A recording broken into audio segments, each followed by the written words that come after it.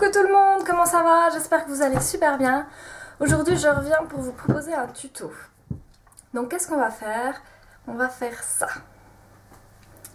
Alors c'est un petit cornet de glace.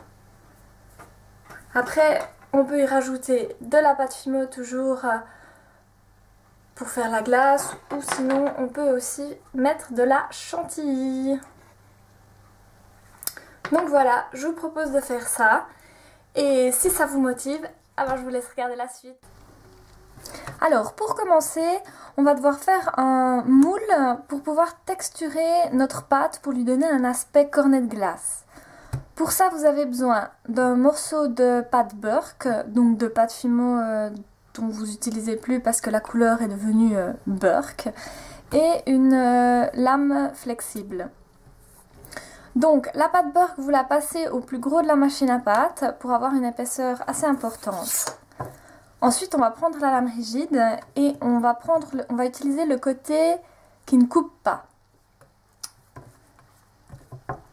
Donc on va faire des stries dans la pâte à intervalles réguliers.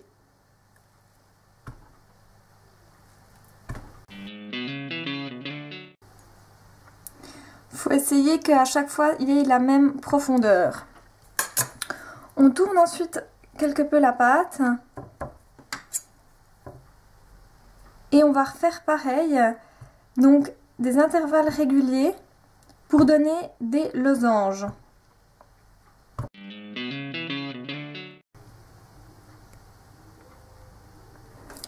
Ensuite il faut passer ça au four pour qu'il durcisse, donc c'est de la Fimo, c'est 30 minutes à 110 degrés.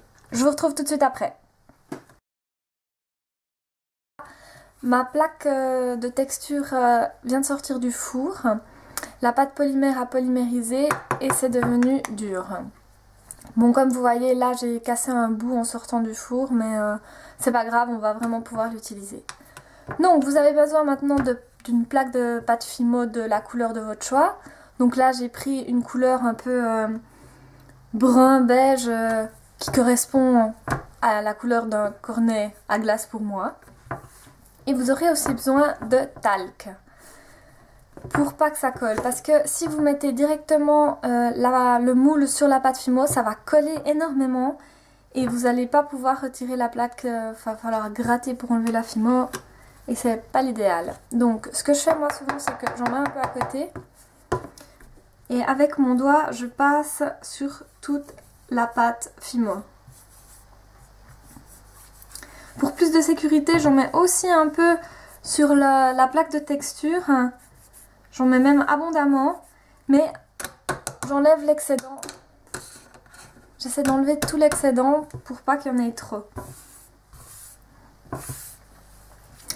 Donc, ensuite, on retourne bien sûr la plaque de texture et on va venir appuyer sur notre pâte Fimo. Donc, il faut bien appuyer pour que les stries puissent vraiment bien se prendre dans la pâte.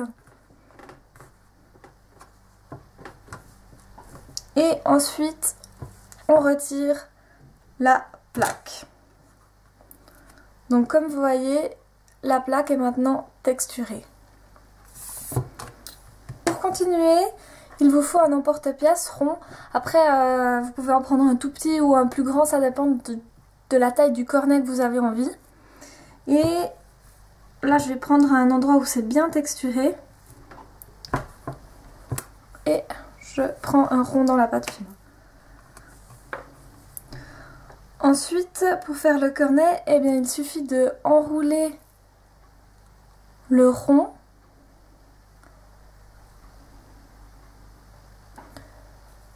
Voilà, comme ça, on a notre cornet qui est en train de se former. Donc ensuite, c'est une étape qui n'est pas vraiment indispensable, mais que j'aime bien faire, c'est prendre du maquillage pour donner un peu un effet un peu croustillant, un peu cuit. Parce que là, ça fait vraiment très homogène en fait, la pâte, la couleur. Et pour donner un effet un peu plus réaliste, j'aime bien prendre des fards à paupières dans les tons bruns. Là, c'est un ELF. Bien, si vous êtes en Suisse, il y a aussi celui-là qui marche très bien.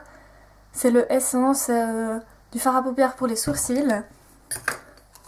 Donc, je prends un pinceau simplement et en essayant vraiment d'en mettre très très peu, je viens taponner un peu pour donner cet effet un peu cuit. Mais c'est vraiment pas une étape obligatoire. Je le fais pas tout le temps. Seulement quand j'ai le temps ou quand j'ai le matériel avec moi.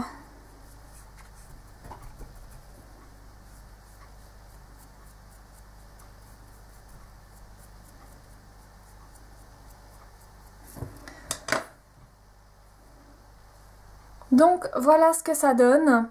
Je suis désolée pour la luminosité. Il y a le soleil qui s'est un peu couché. Et vous avez maintenant votre cornet à glace.